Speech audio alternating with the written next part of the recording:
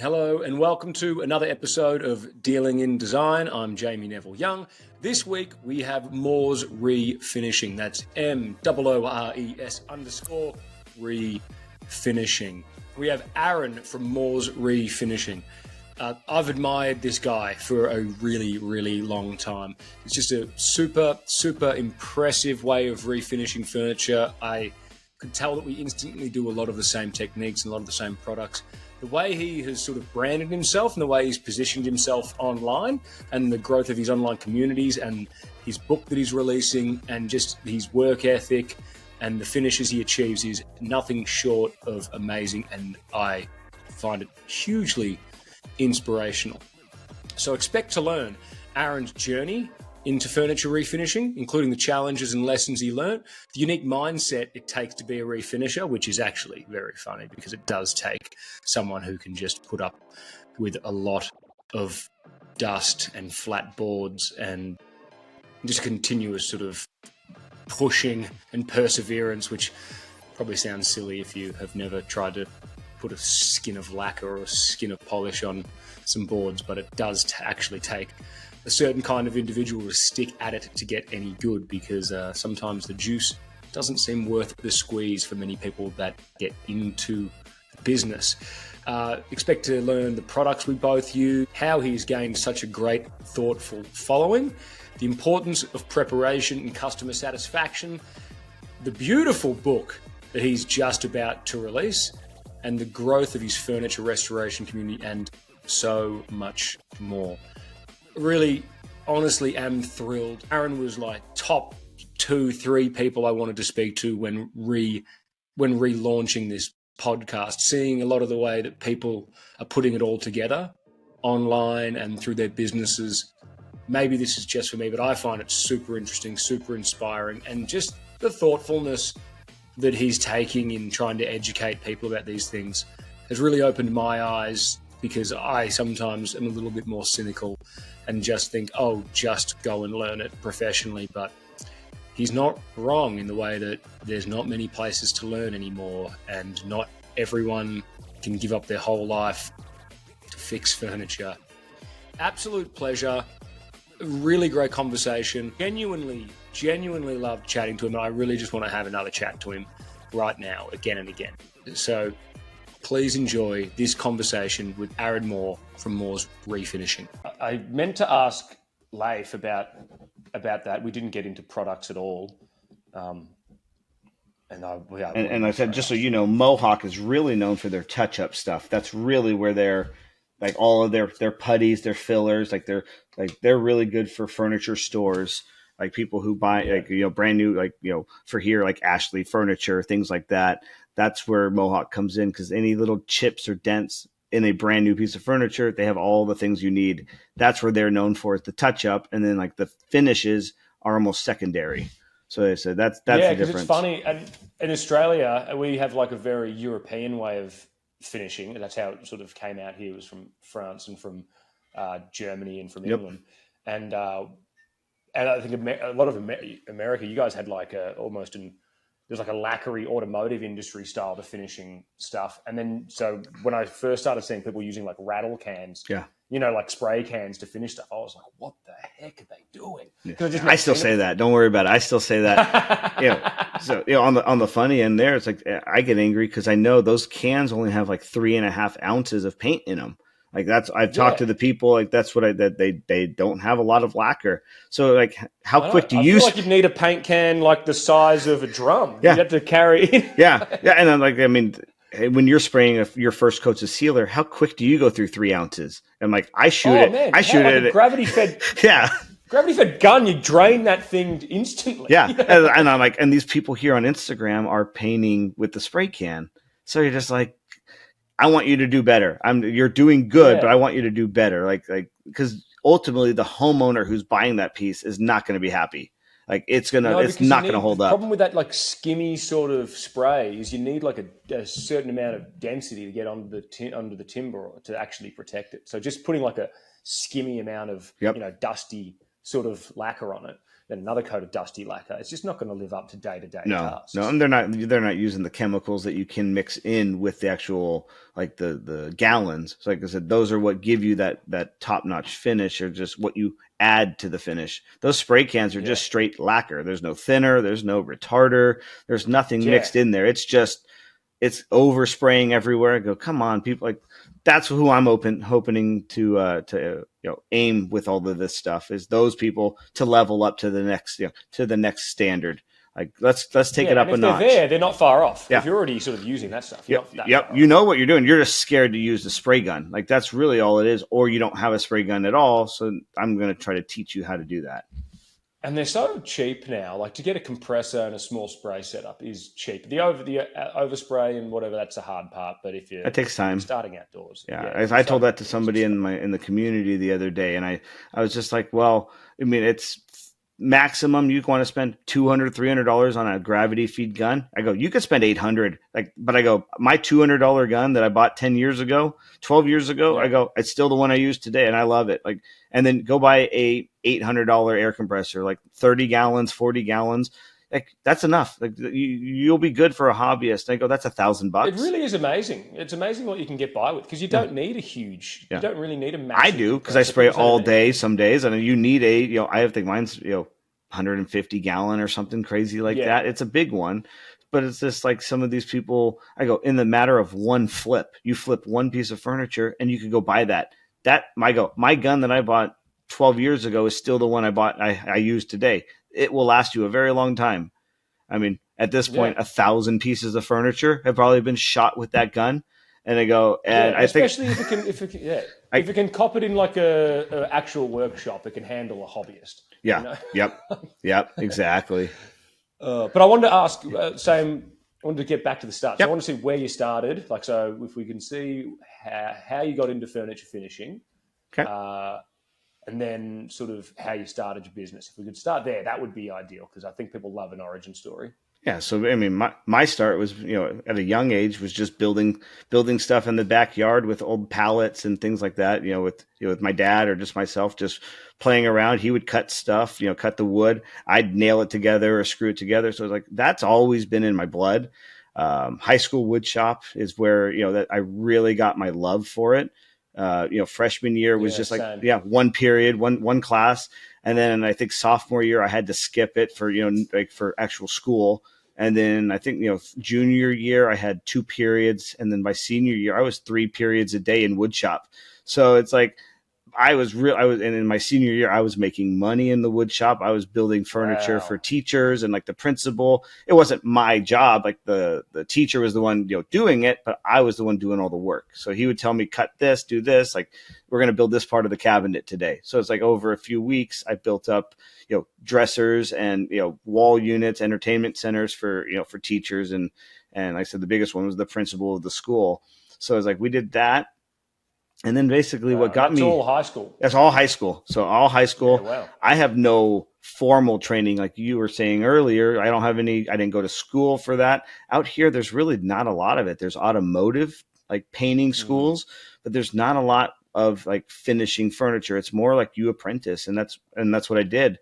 I made that choice not to go to college. I thought about it, junior year, finally senior year. I go, I'm just going to go to work, figure out what to do. Didn't know what it would be at that point.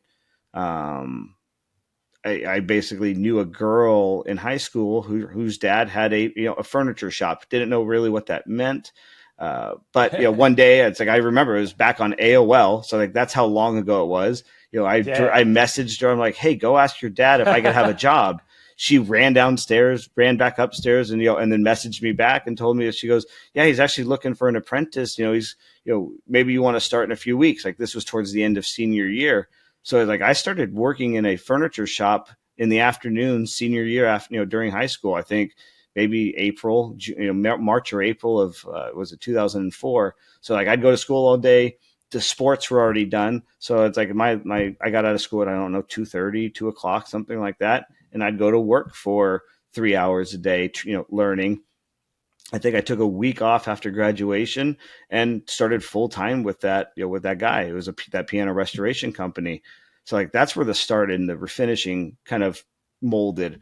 wood shop in high school, the teacher also let me spray lacquer every so often in their little spray booth. So it's like I already had Oh, a nice. knowledge of it, but I was nowhere near a finisher. So like I knew, But I mean, that's a huge amount of knowledge for a young yeah, age. Like if you were sort of what, like 17 17. ish, that's Yeah, like that's more than what most people would have in a lifetime yeah. sometimes, you know? I mean, I always had the goal to open a business. I always thought, because of high school, we built a lot of cabinets, a lot of boxes. It would be, making kitchens. Like that's what it was. And then we got into this job. I go, let's go see what this furniture refinishing kind of is. And like I said, that transition, seeing it from before and after, taking, the ugly and making it pretty again, that's what sold me. Like I said, and that's what kind of stuck with the sticking in that restoration stuff, because you still get to build, you still get to fix broken parts, you get Yeah, to absolutely. customize, you get to still use big tools. But I go, in this industry, there's not a lot of us. And I mean, you go anywhere, I mean, Australia, United States, like there's cabinet shops all over. So I go, I Everywhere. kind of Yeah. learned, I go, maybe we just stick in this niche and, and learn this skill and kind of see where it goes, and that's basically what led us into probably by year 5. So I was now maybe 21 ish, 21, 22. This guy that I bought the business from was not the guy that I was trained by. He was trying to poach me, wanted to take me, me to take over his business. He was about to retire. He basically came to me and, hey, 50 grand, the shop's yours. I go, dude, that's an imaginary amount of money for a 21-year-old kid. So, and then a year, Yeah. 6 months later, it would go 40,000, and then 30,000, 15 down, 15 with payments. Like he was begging me to take it. And at 21, I was making $3,000 a month or something like that. I go, and that was back in Yes. like '06. I go, I was happy. I go, I get to go do the things I want to do, hang out with my friends, pay rent on the, the room that we had, like for the house that we were renting. And I go, I was Yeah. happy. I was like, I didn't want to go Good take on this times. thing at Yeah. 21 years old. And, by 23, the business there, it was, this was now coming up on 2008. So it was, I started seeing some slowdown. He'd asked me to take days off. I was starting getting more and more kind of tired of working for that guy, because I thought that, he wasn't running the business efficiently. I didn't know how to run a business, but I knew something was not right. And That's finally, just as a side point. That's when you know you've got to leave, because yep, when when you start getting sick of the guy and you start going, he yep. doesn't do this right, he can't do that right. We're missing these deadlines. The clients are unhappy. That's when you're like, now I should really start to do Well, business. he was putting unattainable like deadlines, and I'm like, that piece is not going to be done Friday. It'll be done on Tuesday. Oh no, we need it done Friday. I go, there's no physical way with dry time, and and then Yeah, guess what? It was done on Tuesday, because I knew how yeah, I was running the shop at the time. He was the guy that was basically running the bills, running the business, but I ran the shop itself. So this guy finally came back with me with this business where I'm in now, and he goes, Aaron, I know you're going to take care of my customers. I'm 69 years old. I want you to take over the business. 5 grand, shop's yours. And even wow, at that's great. 23 years old, I go, I didn't have just 10 or 12 grand, whatever it was, to pay him, pay the first and last month's rent, all of those things. So, I basically took my college fund from my family. Like they loaned me the money. We Yeah. started out with that, burned up the money in the first few months of just, the rent, the Oh, utilities, all it's those very things. easy. And next Yeah. thing you know, I'm like, now I got to produce. How do I do that? And like, that's basically, that was 2010 is where we started, started Wow. Yeah. working in the shop. I was one of the crazy people, and I was working 8 hours a day still at the shop where I was being trained, because I still needed income. So that's the way I looked Yeah. at it, is I need my $3,000 a month. Now every extra penny I make on the weekends and evenings, that's all my money. So it's like I just have to find this work. Like that was really the smack in the face when I realized, like, oh, this is not as easy as you look at it online, or what even my boss was doing. He had been in Oh, the yeah. business Yeah. for And that 30 years. it is funny, isn't it? Because you're sort of hypercritical sometimes when you've been inside a business for so long, and you'd maybe time to get out of it and do something yourself. But then when you start running it yourself, you go, "Oh, this is hard." Oh, it's definitely difficult. It's I mean, I make it a point now too. Is like I want to tell people the downfalls. Like I kept the shop open by letting my truck get repoed. It was year 2 or year 1.5. It's like, well, either I pay the rent on the building for this dream of mine, or a truck gets repoed, and that was not the goal, but that's ended up what happening. And I go, Yes. and it's like, well, I could buy another truck, but I go, this is my chance of building the business. So I go, I mean, that's why I'm open with it, telling people publicly. I go, you're going to go through hard times in those first few years, maybe first 3 years, 4 years. It's going to be difficult. You might have to run lean a little bit on your lifestyle, but put all the money into the business. I wish at that time I would have saved more to Yeah. maybe get me out of those holes. Like those first, when I was working 2 jobs basically for the first 9 months, I should have put every penny away, knowing, hey, I'm going to go on my own here pretty soon, and I'm going to need a little bit of cushion just in case it doesn't work out like I want it to. So it's like, well, I learned my lesson, and now, like I said, it's 14 years later, we're still here. Yeah, I mean, it's amazing, isn't it? That leap of going from employed to sort of self-employed is very, very difficult. And I did the same thing. It's funny listening to you because I'm like, that sounds very similar to my story. We're all the same, I Like, think, too. Yeah, we yeah, and always, you all of like, us are. hey, yeah, and you said like, oh, I went to like school or whatever. We have trade schools out here in Australia, Yeah, so it is a lot like a mechanics. And I just went and learned furniture making, but it is very much like a cabinet making sort of style. And then I specialized in furniture making in there, but it's like 1 day a week at school for 3 or 4 years. It's yeah, not really yeah. like you don't learn. You can learn the same thing if you apprentice in a good place, really. And I did that apprenticeship, so it wasn't like I went to some fancy school, but I was like, it was just a good way to get in and actually learn off like off the business's time how to use the machinery and how to make furniture, because you just can't learn that much sometimes in something that's so industry driven. When Yeah. you're just trying to get things out, people just leave you out of processes because they're like, you're young, you suck, Yeah. you can't ruin this. We were just talking about this with someone the other day. They're a customer, or maybe even like one of my employees. It was just like that first, that those. It was earlier in our conversation. It's like that, charging a customer $1,000 for something in that first year. You're like, there's no way they're going to trust some 23-year-old kid of with their piece of furniture, and they're going to give me a deposit too. I'm like, that's the fear. In the beginning, I knew that I would wow them when the job was done, and it would be no, like, they would pass my name on to the next person, and they would refer me to the next person after that, and that fear quickly went away, probably after the first 6 months, because I knew my work was there. It was just, who's going to Yeah, trust some 23, 24-year-old kid with their furniture.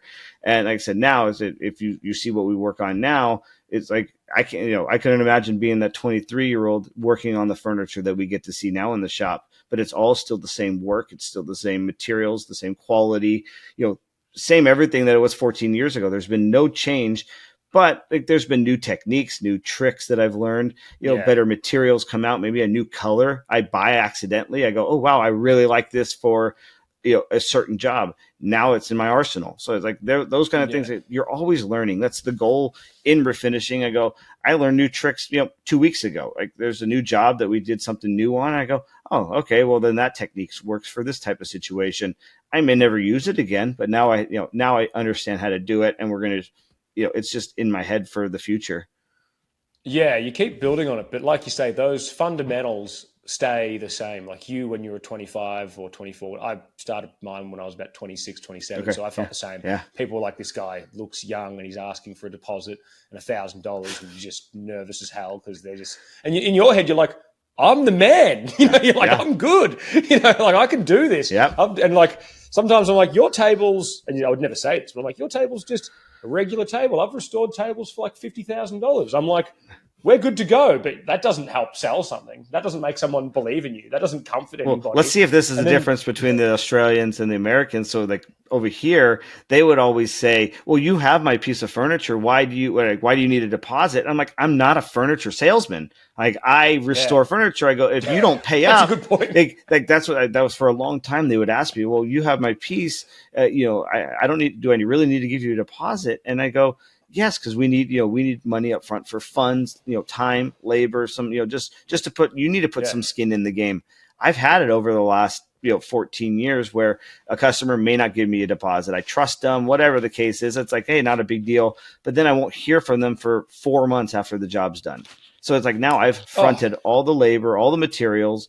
I go, no, now maybe I do only 30% down. I don't do half down anymore. Things like that. Things have molded and changed over the years. But yeah, it's like, it's just so funny to see, what you thought was so strange or difficult in your first years is just like second nature as you kind of maybe hit that decade mark.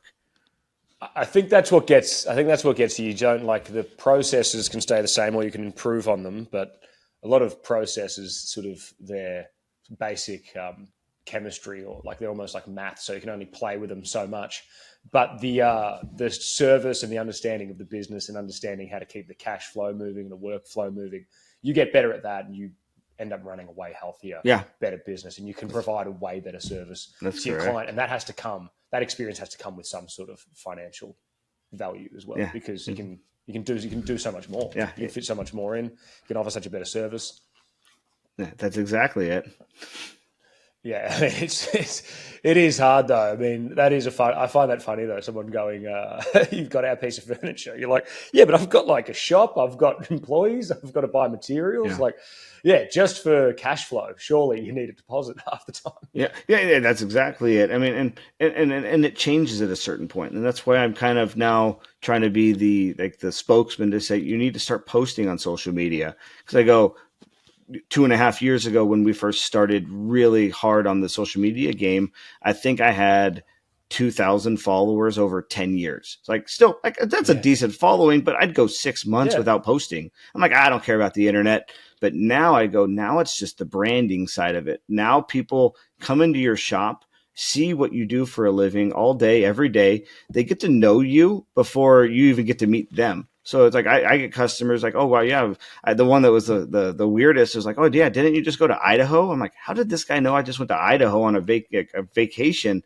I go, oh, that's right. I posted that on the internet. So it's like these people follow you. They get to know you. And when they're ready, like they'll send you an email. Hey, I've been a longtime follower. I just found these nightstands. I want to get these restored.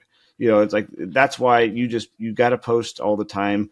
And make it quality. It could be entertainment. It could be just like we were talking before with a time lapse of you doing just a simple project in the shop, staining or stripping a piece. And it invites them into your business before they even are a customer. So that's really what I kind of employ everyone to do is just start posting. I'm the real life of that. I was telling my wife the other day, I go, all of these things that have been going on, podcasts, people with like business propositions.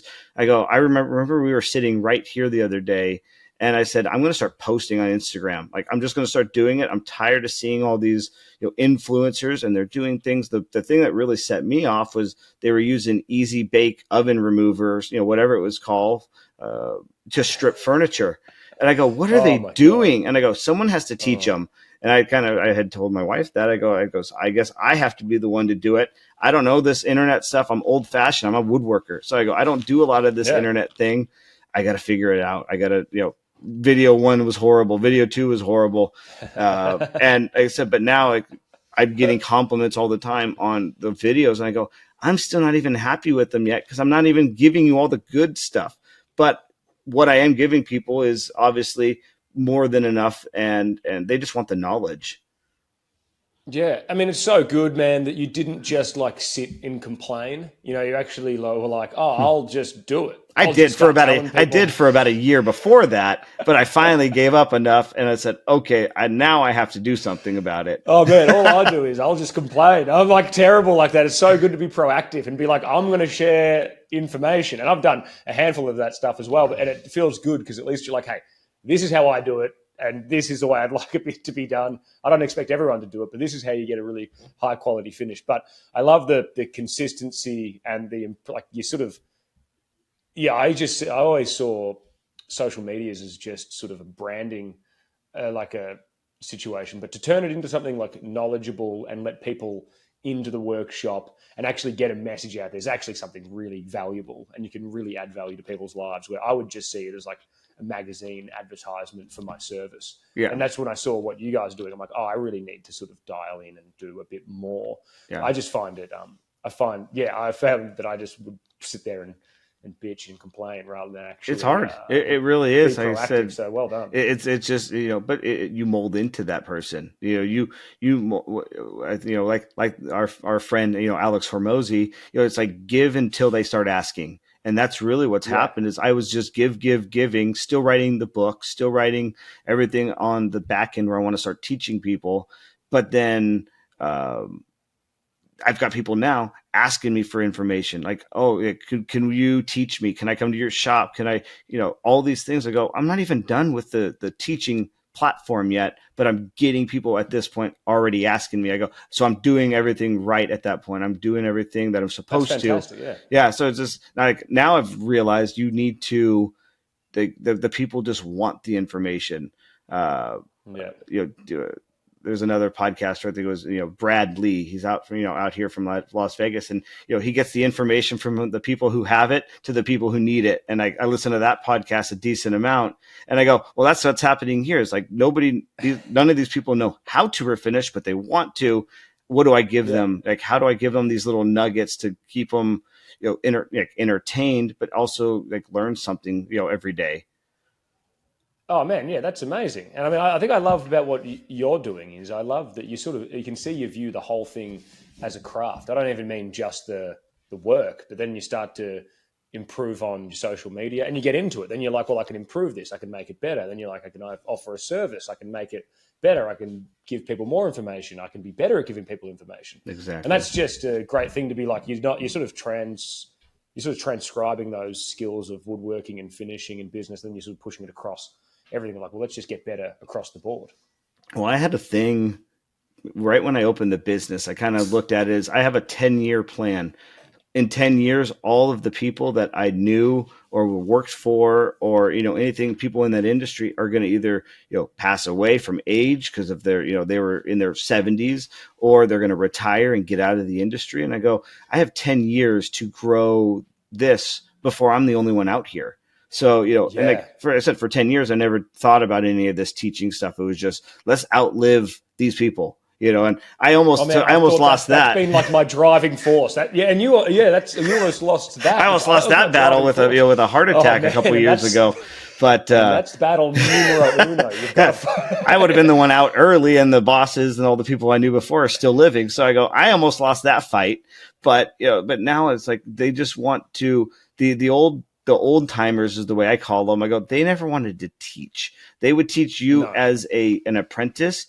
But think about it in the phone book days, the pre-internet days. If I came to work for you, you would train me. I would learn all this information. It's taken you 30 years to figure out how to do all these things yourself.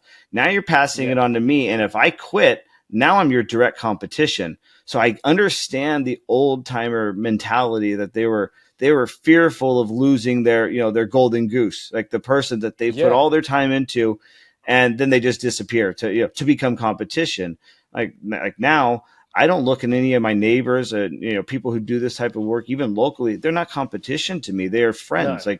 Like I was talking to furniture craftsperson. It was a lady the other day. She works for Nakashima and Moser, and she was saying the same thing. It's just, she likes me, like the way I kind of talk about things. I don't know how to upholster. I send it to the upholstery shop. I'm not going to do a cheap, half-ass kind of job, upholstering. I don't do caning. I send it to the professional caners. Trust the professionals. Yeah, and because I get so many quotes and so much work, like just on with the online platforms. Now I'm at least helping these other people out grow their businesses, because I go, if I did it all in house, it would not be spreading the wealth to everybody, and there's just not enough hours in the day for me to do everything. And you may as well do what you're good at. I'm good at this. I do not want to sit there and basically sew things together. I don't want to wrap things. And they don't go well together. Yeah, They don't go well together. Yep. Finishing, liquids, stripping, dirt, fabric. They just don't go well together. The finisher is a special person, though. Me and my employee were just talking about this too. That you could be sitting all day sanding sealer on all the furniture you're working on. Even we've done kitchen cabinet doors, things like that. You're just sanding flat panels for 8 hours. like a big time woodworker who wants to build cabinets and build these really cool things, we lose them. I've had these kind of people work for me in the past, and they do good work, but they don't want to get into the nitty gritty part of refinishing. They're there to do repairs and maybe strip some stuff, but it's just like the carving of that Baton Death March piece we did earlier this year, sanding 14 individual panels, all hand carved for 3 days straight. And there was 3 of us. And you're like, you have to be a special person to perseverance, to sit there and know that the outcome is going to be worth every minute of this. And that's really what it is. It's just getting that there's a certain mindset with finishers. My wife jokes with me. It's like, you just sit around and watch paint dry. Like, it takes a special person to just sit and watch paint. And it's like, I don't try to do that because that's a waste of time. I'll be doing something else. But I go, there's people don't have the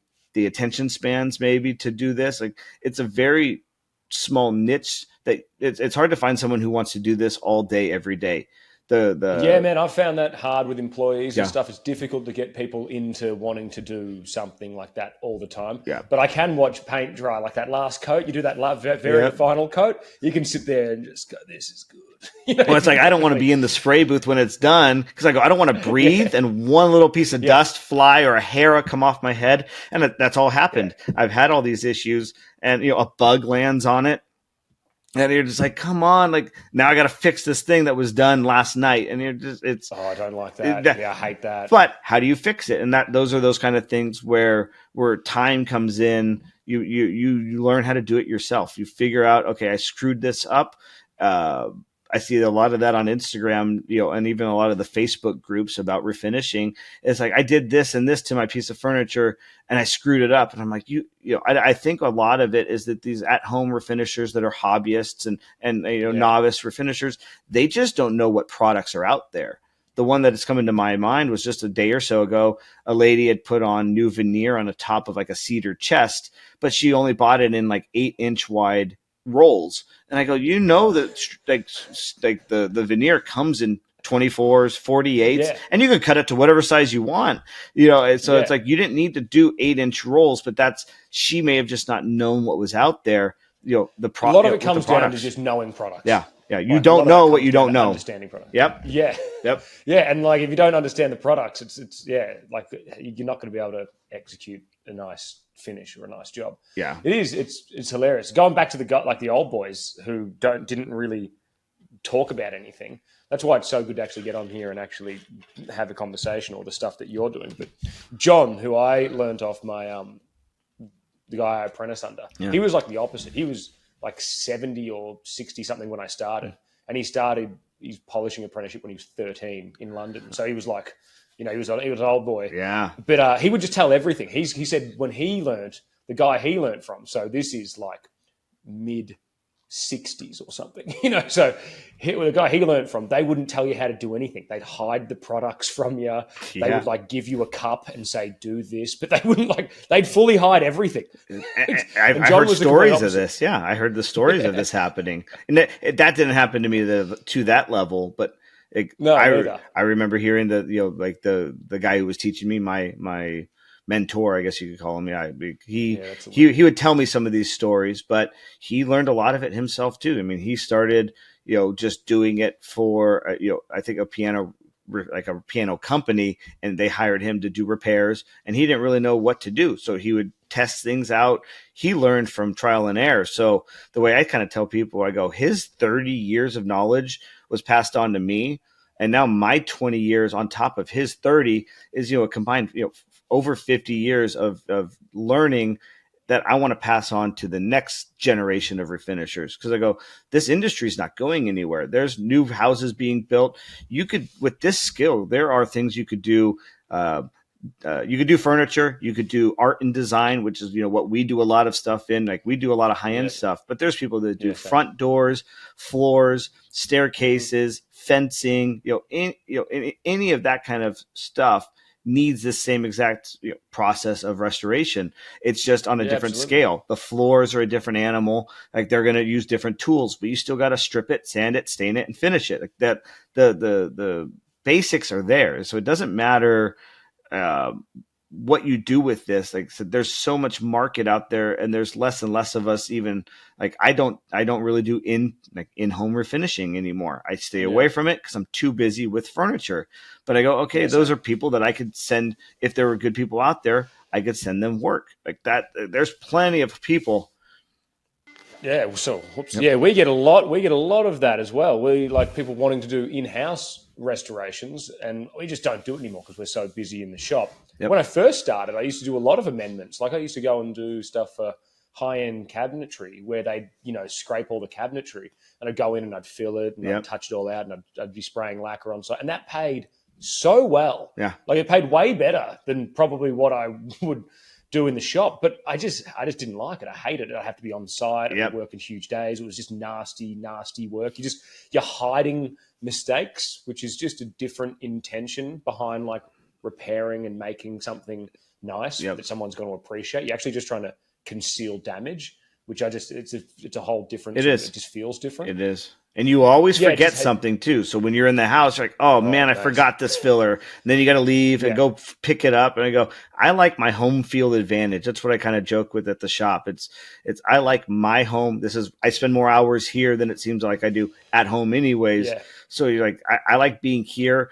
And even that, it's the cost too. I've had a few customers recently asking about, can you come touch up this piece in my home? Oh yeah. And I go, it'd be easier if you bring it to me. Cause I go, I have to come out one day, fix, it was a broken leg, I think on a dresser. It was super basic, but it was, I'd have to come out, glue it up one day, let that dry. That's a service call fee. I'm going to come out and do it. Next day, I got to come back, take the clamp off, do all these kind of things, touch it up, seal it in, let it dry, sand it again after another hour, whatever it is. I go, this 5 to 6 hours of work in your home, I go, it was a 1 hour repair in the shop. So if you bring it to me here, I could glue it, walk away from it, sand it, walk away from it. I go, it's an hour of work, but now you've created 2 service calls plus 6 hours. I go, you could easily spend $700-800 to fix a leg that would have cost maybe $150 to fix in shop. So I said I say the exact same thing because I'm like, if I'm at your house, I can only work in your house. I'm like, if it's in my house, I can work on 15 different items and I can spread the cash over 15 different items. I'm like, if I'm stuck in your house and I've glued up something, I'm just going to be sitting there having a coffee, waiting for some glue to dry. Like, what am I doing here? Like, I'm letting down all the clients at the workshop, and you're getting paid, you're paying through the nose rather than just get it delivered do it for $150 and get it back to you. I try to save my customers money where they can. That's what I tell them. I go, I don't want to charge you $100 to come out to even just, be there.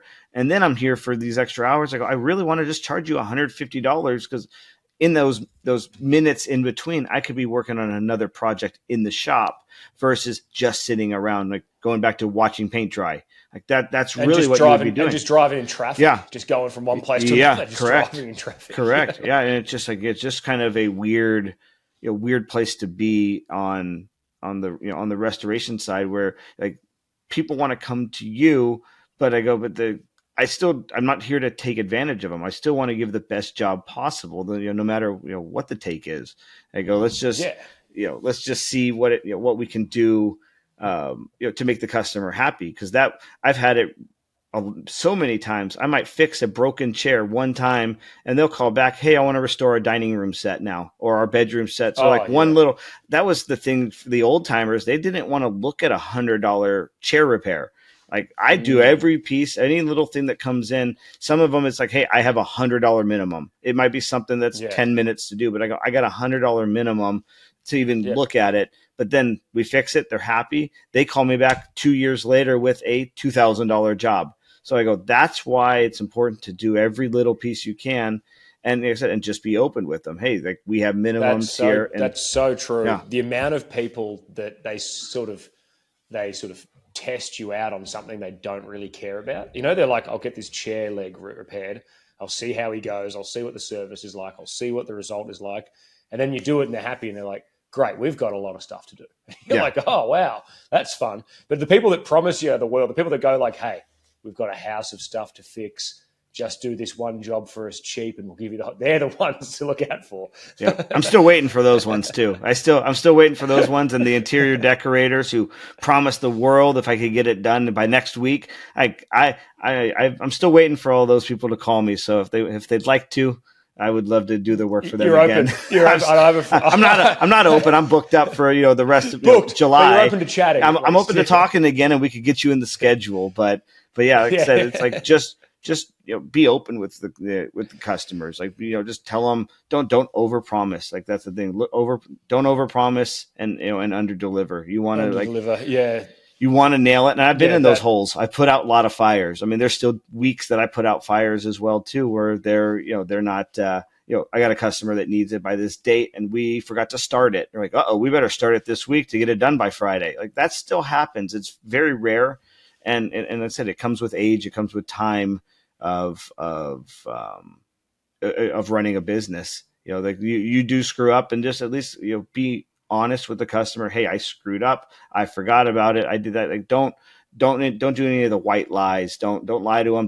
Like that was one of the things that the guy that I bought the business from, he told me, he goes, just don't lie to the customers, don't cheat the customers, and don't steal from them basically.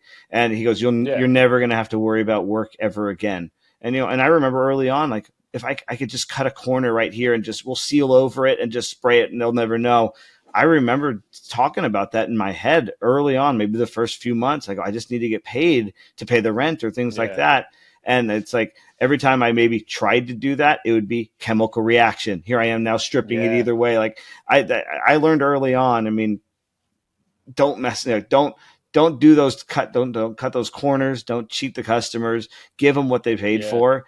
And it's also what kind of person do you want to be when you do that? That's exactly everyone has had those moments because you're like, well, we need to hit a deadline.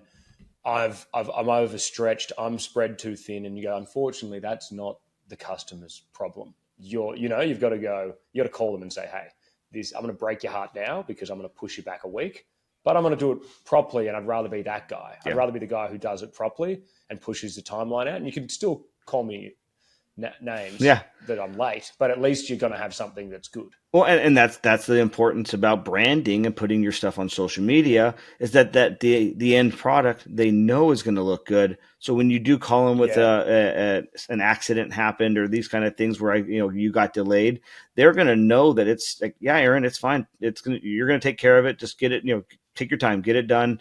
And there's like a built-in trust there. Yes. Just from seeing that you do quality work sort of thing online. Like I said, the people on the internet see you more. Like they see you way more than you see them. So like they build a trust with you before you've even started their job or even given them a quote. So I said that's the importance with the online kind of communities and things like that. So I want to mainly we can go from there, from when you first started to then when you finally felt like you had things humming. I mean, no one ever really feels like... everyone always feels like they're on a bicycle in some respect. But from where you started to then when you felt like you sort of had the business operating, and then I guess how many sort of employees do you have now? And then how did it go from, did you find a change with the sort of Instagram and socials going up? So sort of taking us through when you first started making it feel like it was going somewhere to then maybe starting to bring on guys, and then how have the socials sort of helped, or if they have? Yeah, so I think early on, the first year, I was going in the evenings and then on weekends. So it's like I'd work 9 to 5, then I'd work 6 to midnight, go home, go to bed, get up and go to work again the next day. And I did that for the first 8 months. During that time, I'd have friends help me out every so often, like stripping furniture, just doing basic tasks, the grunt work, and then. It's still, like I said, it was 14 years ago. So some of those early days were a blur because you got very little sleep. It was just, I had a goal. I had a mission that I'm going to make this business work no matter what. I'm going to get it figured out. So a lot of that early days was just a lot of work, low pay, not making any money, but you were getting your spider web of clients. You were doing work for 1, referring it to 2. Now it's 4.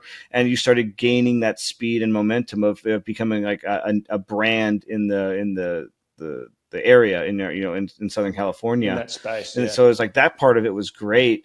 I got in with one store called the Modern Vault back in, I think it was like 2015. And that's that was like the transition. We got into the mid-century modern furniture, got in with one dealer, and we were just doing basic repairs, glue up a veneer, missing chip here, maybe refinish a top on a piece. And then same thing, they'd put it in their store and they would sell it.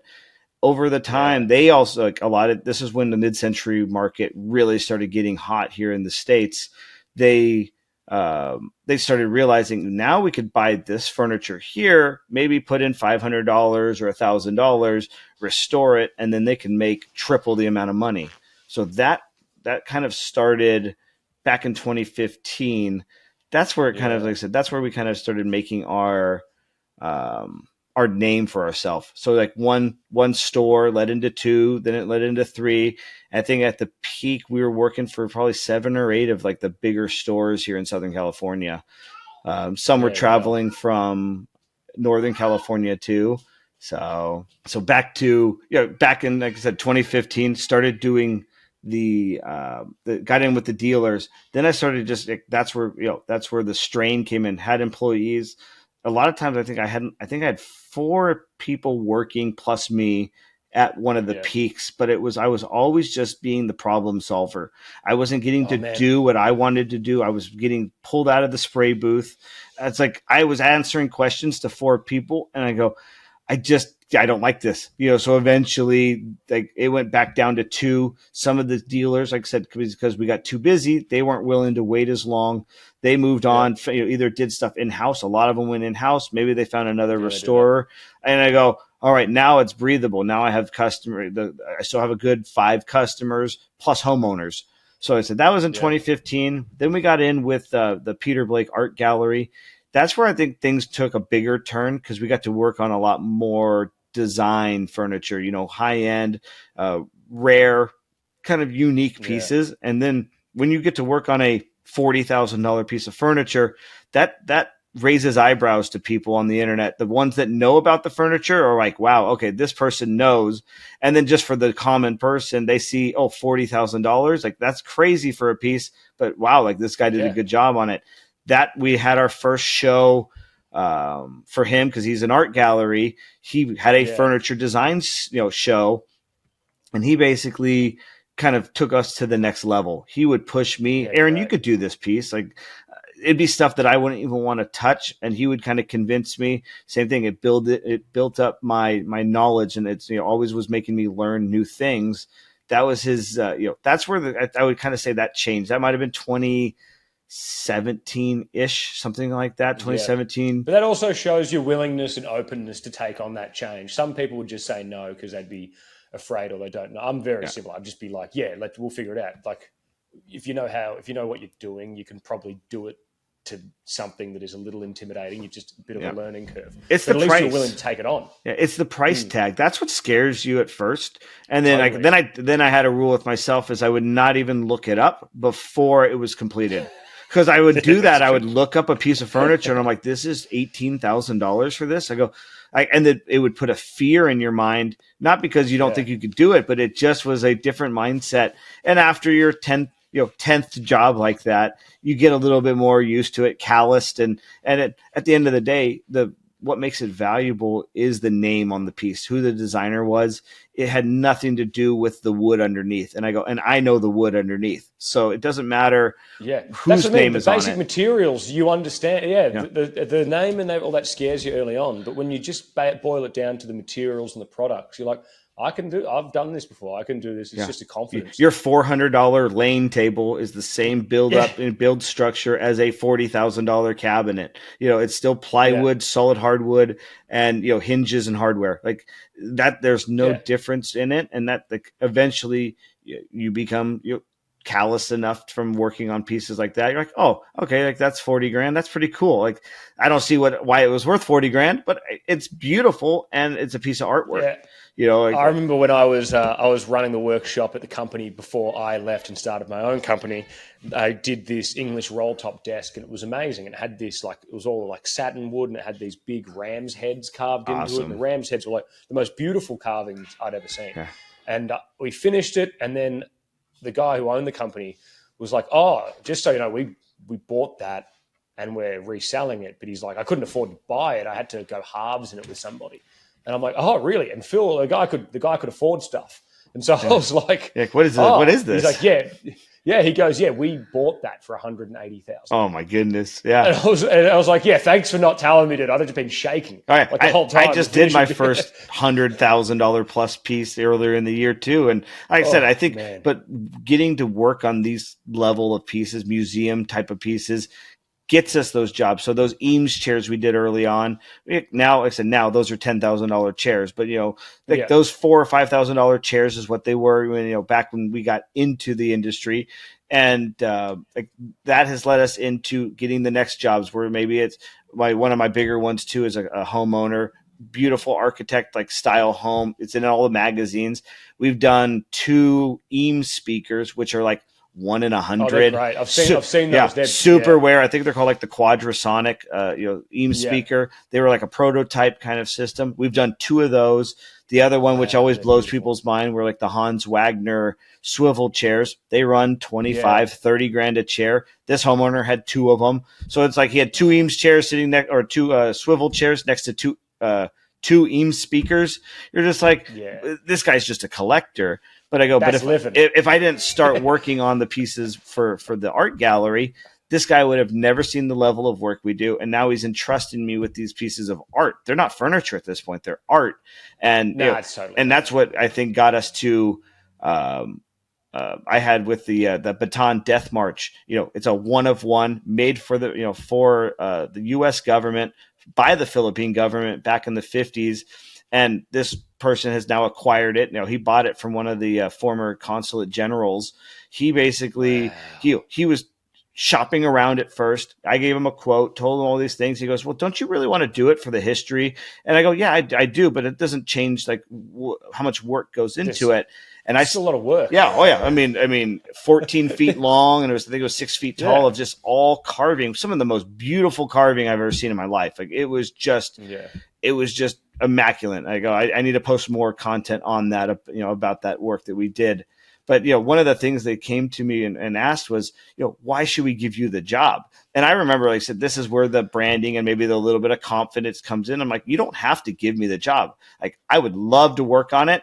We work on other pieces that have been valued of 100 grand, 40 grand, like all these big numbers.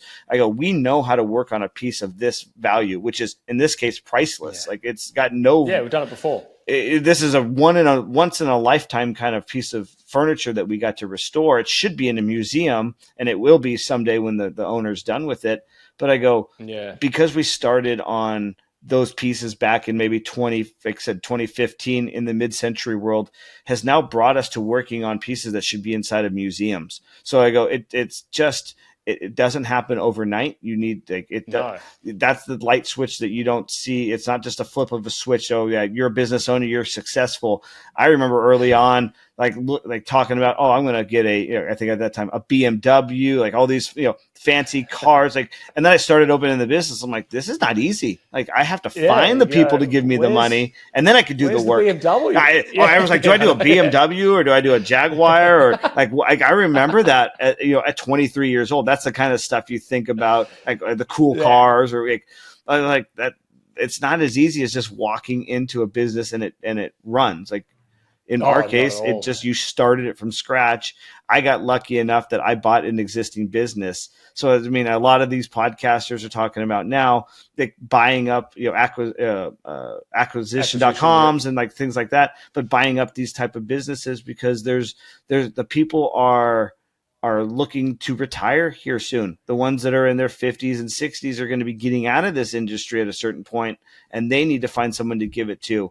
So that's part of the goal with my whole coaching and teaching, because I go, I've been doing it 20 years now, and I want to pass this on to the next generation, because I mean, I got a while still of work, but I go, there's still people in this industry that are retiring and getting out of it that are, now in their 60s. Like I said, the guy I used to work for, he left, right about when COVID kind of all started. So he's like, I'm not going to get through this. I'm 65 years old. I'm just going to close down. So like all of those kind of things, it's like that kind of business could have been taken over by another refinisher, and there would have been another one of us out there for the sake of all the homeowners. Like there's just not enough and of us. Things are going to just continually they need repair. Things are going to continually get damaged. So without that knowledge, it's going to be gone. I was lucky you bought the business. My mentor John, he gave me gave me everything. That's awesome. But I had like 10K from long service leave. Yeah. So I pretty much took all the machinery and the 10K into a new shop and then started back to zero. That's awesome. So that's always fun. And they're out there. Like that's the thing. Go out there and mentor. Go talk to these people that are just say on the later years. Go tell them that you're interested, that you want to learn from them. I mean, I started at 17 years old. Like that's where I am. I'll be 38 next month. I started there. Like that's really what you have to do. I mean, there's long periods of not making any money and a lot of learning that will go into it. But it's like if you're good at what you do and you want that, if you have that drive, I said there's more than enough people out there that are willing to pay you for your services. Yeah. Well, before you have to go, soon. No, you're good. She went to go pick him up from school, so I'm good till right about 6. Oh, what a darling! You've got to take thank you from me. What a legend. That's why I was like, we're two of the same people. I know. I'm like, you got to get Gary on from QCS. Like him and I are like we joke. He's the East Coast and I'm the West Coast version. That's funny. He has the same mentality as me, and it's like same exactly as you. I go we are that next generation. We are the ones that like we need to like kind of pass on the skills to. To the people that want to learn it. So there's... What was his name? Gary QCS, Stripwell. Yeah, it's QCS. He's an eco-friendly stripper. He made no methylene chloride, like that kind of stuff. He's such a nice guy. And like I said, he's same age as me. And he's like, okay, I'm getting older. I've been doing this 20 plus years. And he goes, I want to go into a different market of like, let's get it, people like quick, clean, safe. That's what it stands for. Yeah. And it's, you can strip inside. And he's, like I said, he's a guy you would want to talk to. He is really on he's got the same mindset on you as you and I both. So I said, we joke that he's the East Coast, you're going to be from the down under, like that. Yeah. You're going to be the down under guy, which is somewhat exotic in America, but here it means nothing to nobody. Nope. Yeah. I said out here, that'll make a big difference. But yeah, he's one that, like I said, be really good to talk to, especially like he has a product to sell as well. So he is, well, that sounds good. I'd be interested. I mean, that sounds like an interesting product like, regardless, that sounds great. Yeah, they said at a certain point, maybe he could get it shipped into Australia. And like I said, same thing. It's slower. That's the problem why I don't use it still. It's like I don't have 40 minutes to like let it sit and do that. Like, but a homeowner. Yeah, there'd be a lot of people that would though. Like they do. 100%. They do. And then they could tell people they could do it in their house. They don't have to be like we have to work in an open space when we strip furniture. So it's like, you don't have to though with his stuff, and it does work on to say 90% of the finishes. Yeah, there's some gnarly finishes out there. It clearly wouldn't like some strippers don't get anyway. Yep. But yeah, let's talk about your so the social media went kaboom at some point. Obviously, just years of hard work, and so we'd like to know because I always wonder if it turns in to money. Not that it matters, but I don't like it's great. It's you can get a huge bump, but you don't actually get a huge bump in cash flow a lot of the times. But you do get like the social proof, and there's nonstop upside anyway. Yeah. But going from that, and then the education stuff and the book, and then we can button this one up. Yeah. So then. Social media going kaboom. When did that happen? So yeah, I mean, me watching on the internet, watching all these people on TikTok dance around, I was starting to get angry at like how are these people making $20,000 a month on the internet? I go, I want to do that. I go, but I don't. At that point, I definitely didn't have the body to be putting myself on like TikTok dances, and I go, I want to stay away from that whole thing. But I go, what could we do with my knowledge? And I saw all the furniture flippers start coming out, the social media people, some of the people using, easy off oven cleaner to try to Yeah, strip crazy furniture. stuff. And I'm like, all these crazy things. And I go, stop doing it. Like, let's stop yelling at the phone and let's make a change here. And that's the Yeah, that's biggest good. thing is who's going to teach the next generation of finishers. And I go, I guess I have to do it. And, and at that moment, I didn't know what that even meant. It was just, okay, I'm going to start posting videos on, and they were dumb, basic videos of me just sanding a piece of furniture. And then you just start learning. You just, like I said, where I am today on Instagram is not where I was, 2.5 years ago when I first started. So, it was really, I said, I'm going to start posting. I had mentioned earlier, I told my wife one day that I'm going to just start doing this. I'm motivated. I want to do it. It's like people who want to go start working out, eat better. One day something clicks and you say, we're going to make this happen. So that was, I think it was like November of 2021, if I remember right.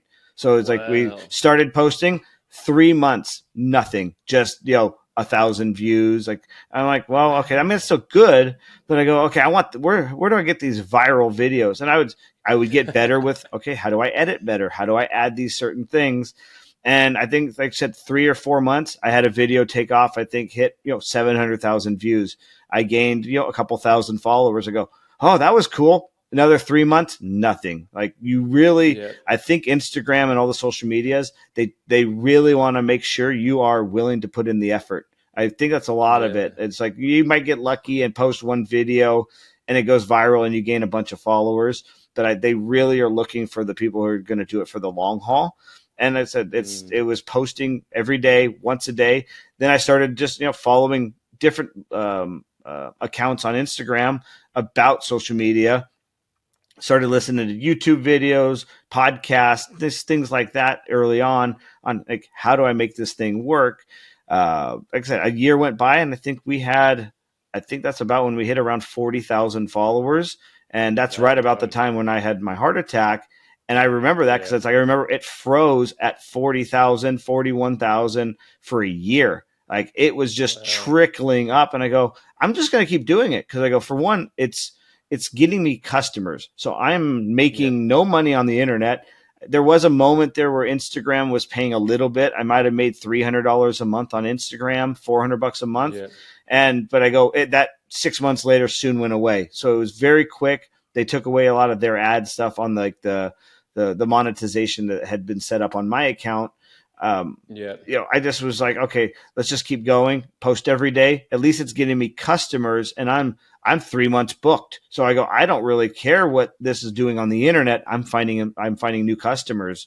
So I said, that's why that's money. That's work. I'm That's not making money off of the internet, but I'm making money because of the internet. That's really what it was. Fantastic. So that's what kept me going. So that 41, 42, 43,000 followers, it just was slowly trickling up over the year. And then I think it finally, it took off a little bit at the end of last year. It kind of picked up again, hit like 5,000 more followers for no reason. It just was a random video, it went off.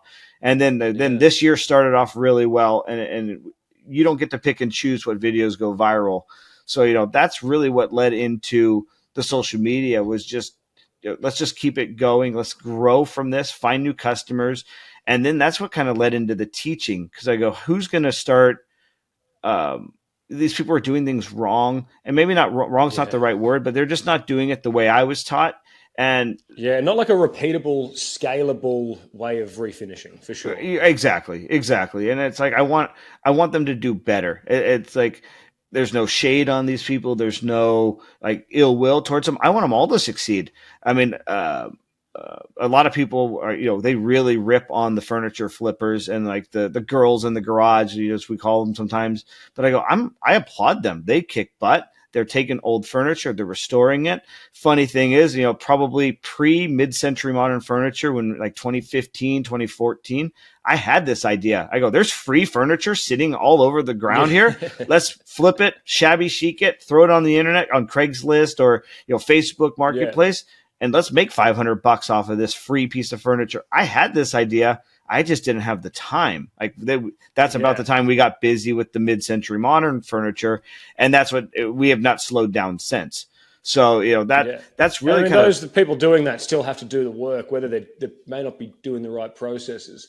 It must be really hard to do that work and not know what you're doing. Like, it's hard. and they screw it's hard up. to do it when you know what you're doing, Yeah. And that's what I want to do is I want to get in and help some of these people so they don't screw up. I hate that feeling when you come back and pieces bubbled or you dripped and it ran. I go, I remember those days and I don't like that feeling. No, it's awful. It's an awful thing to deal with if you got that. Yeah, it's not fun at all. Yeah, and that was more just is I want them to maybe learn from me on there's a better way. There's an easier way.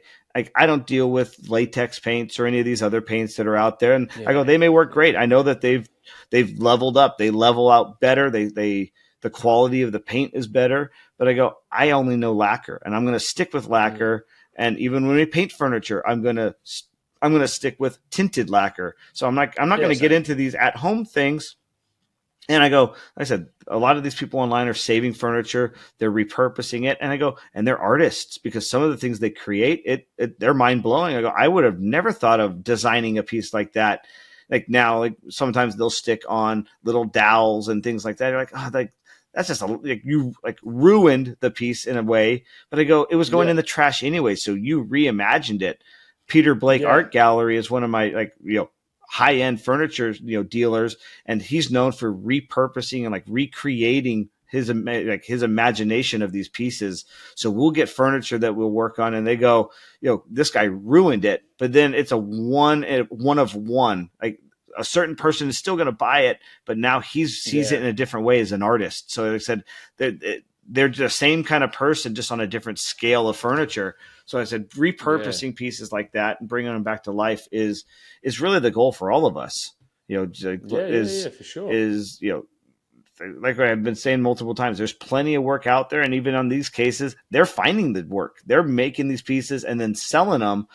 You could do that too. Like they're with the knowledge of this craft. They got followings and they're getting paid. So they're doing something. Yeah. They're doing something. Yeah. I said, I dream of it too. I was like, I'd love to have 300,000 followers. I go, but it wouldn't change what I do. I'm just going to keep trucking along and you go, unfortunately, this is what I do. So this is what we're documenting. Well, not unfortunately, but you know what I mean? You're like, this is me in the shop. So this is what you're getting. Yeah. Yeah. And that's and that they do it too. They give their life stuff. It's more of they're more of a reality show. And, I joke with my wife out here because she has no idea. I don't know if you're going to know either, but it's, Bob Vila is who we grew up on out here, which was it's like a craft. Like it was just a guy who would work on houses and teach people how to do stuff on, I don't remember, nice. PBS or something like that. I want to check him out. Bob Vila. Yeah. And then it was another one, the show after that was This Old House. And it was a guy who was working on old craftsman homes. And that's the kind of stuff I want to teach these people how to restore step by step. That's the goal of the next generation of what I'm working on. I've been in business. I've been doing this 20 years. So I'm looking now to do something a little bit different. Yeah. Well, you've got that, but now you're going. So you've written the book. Yep. That's basically getting formatted. When do you expect the book to come out? And then you're also building your sort of online communities. Yeah. So basically, after about 18 months, we're a couple of work days away. So by the time this podcast gets launched, it may be out there online at reviveandrefine.com. We basically are at the last stages of color editing, formatting, and going to just basically send a test copy to print to make sure everything lines up. No spelling errors. We're going to double proofread it again. And then I'm going to start pre-sale here probably around July 4th, out here, 4th of July, Independence Day in America. I'm thinking I'm going to start pre-sale right around there. Once I have a set, it's going to print on this date. That's what I really am aiming for. Cause I go, it's only a day and a half, 2 days of work left on the book. But we still work. The person that's helping me is a marketing person. She's working a day job. I work at the shop all day, come home with the wife and the kids. And I go, this is a work on it 2 hours a night every single week. And we just keep trucking along. Right now, what I've been working on in the evenings is a practice test for every chapter, multiple choice. And then on our school community, which is where I'm going to have all of this, you're going to be able to download this test on my website for free. And then if you want the answers, what I'm aiming for is either have the answers on there with, short videos per chapter. I haven't decided that part yet, but I'm only 3 or 4 chapters into to editing it for, basically for an actual test like you would be in school. Because I've learned, like, to retain information, you need to be tested on it. You need to see if that knowledge retains in your head. I'm aiming to grow like a refinishing network possibly from this. You take the test, you get a 80%, 90%, maybe I have to make it 100 because you got to be really good to work in this network. I haven't decided that part, but I get questions online all the time of, do you know anyone in New York or Texas? And I go, I don't. Like, but now with this, like the platform we have and the reach, now I could possibly grow a group of like a refinishing network of people that I could recommend. They're trained by me, maybe not hands-on one-on-one, but they have me as a backbone. They could be part of my coaching community. They could be part of any of these like video courses and learning on the school community app, which is, one of Alex Hormozzi's things he's been promoting. So I got to get on that and see what this is about. And like I said, there's so many options out there. It's just trying to find, for one, the time and the energy to just get them built, but plucking away at it just a couple hours a day is a year and a half later, we're days away. Like I said, I really am aiming to get into this. I tell my wife I would love to do this full time. I really think there's a market out there to teach people, coach people, have in-house like seminars and teaching days at the shop. That's what I think it's going to all lead into. It's just, we need to give them something first. We got to get the book so at least they have the starting knowledge to work from there. So I go, and like, what a resource! Like, what a resource for people. Yeah, it's that classic standing on the shoulders of giants. Like, you put in all that time, got all that knowledge. Just finding the time to write a book and do the photos and format it alongside running and operating a business with employees and clients is insane. Well, I think Hormozzi really said it took him a year and a half to write, the $100 million offers book. So I was like, well, I'm a year and a half here too. And I go, there's a lot of good content in this book, but I also wanted to make this book for multiple people. So I have it, the knowledge in the book, the words in the book are there for the person who wants to learn refinishing. But the photographs and the style of the book, we're also aiming to sell it to a homeowner who wants to put it on their coffee table. We're going for that style. Someone asked me, like I sent them pictures and of like a few sample chapters, and they're like, "This is beautiful." And I go, "Would you expect anything less from us?" Like, that's why I'm not typing it up on ChatGPT and throwing it on Canva like you see all these viral trends going on. I'm putting my heart and soul into the build of this book. Because I go, the girl that's been helping me, this has been a dream of hers too. Didn't know that it was going to be with refinishing, but she really wanted to be a part of a beautiful book with, the photography and some crafts person. She didn't know what it would be if it was wood, or she just had this idea of like for years. Oh, that's great. Yeah. So I said, it's just grown into where it is now. When it first started, it was, just writing. Like, how it really started was I was going to do a video course because that was kind of the trend 2 years ago. And I started typing up the script for this video course. And then I go, wow, there's 100 pages of script here. She tells me, she goes, which we laugh now. She goes, it's probably easier just to finish a book. Like, let's do a book first. And then we could do the video course. And I go, all right, like, I'll do that. Like I said, now it's been another year of editing. I don't like the way I edited it. Then I laid it out differently. I've written the book now 3 different times because it's like the knowledge was there, but it was how I formatted it to show it off, to make it as clear as possible. And what we're really aiming for is like a cookbook. That's really the simplest kind of style that we kind of went with. Nice, yeah. Some good pictures, has descriptions on what to do. The book has all the ratios. Right now it's about 240 pages.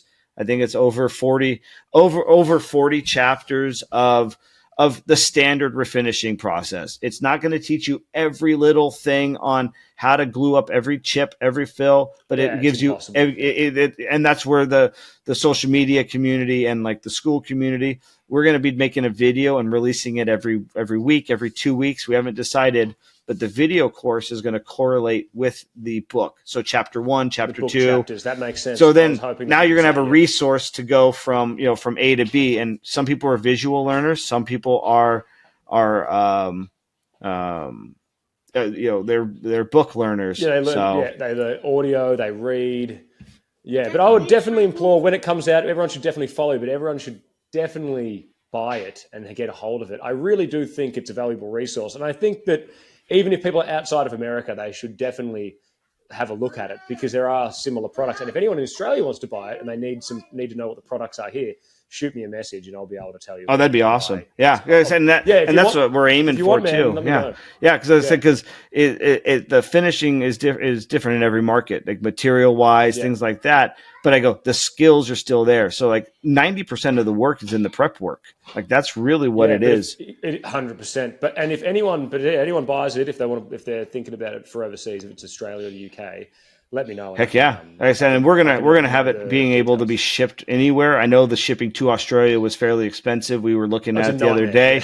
Like you could go to Europe for nothing, but Australia was really expensive to ship it to.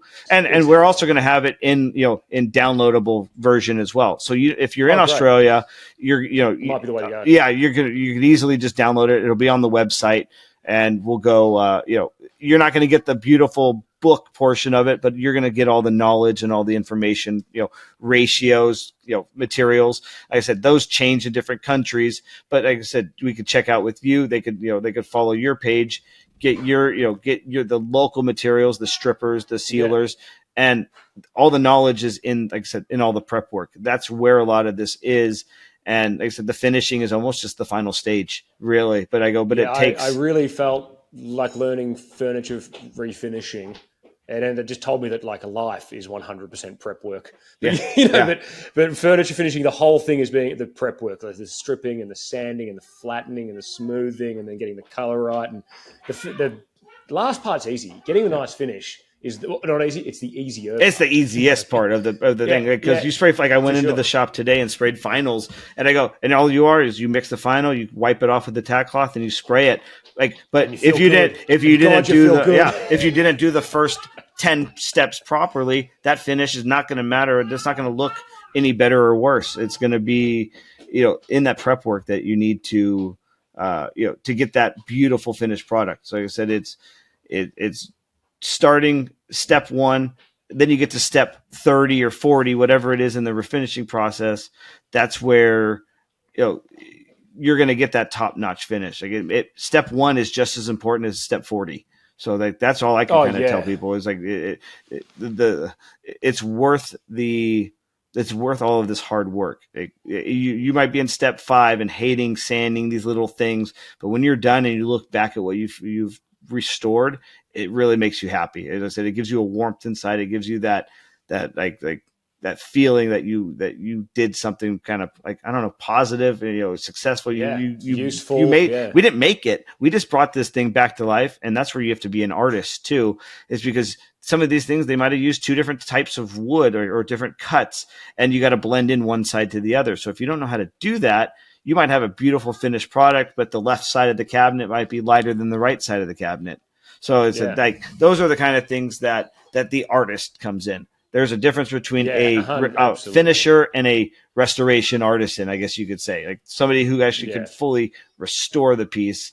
That's the biggest. And troubleshoot all those issues, because some people can put a skin, like a coat on something. Yeah. But the moment colors change, timbers change, you're like, oh my God, what do I do? That's where you have to actually be a restorer. And you have to care. That's the biggest thing. Is you have to care.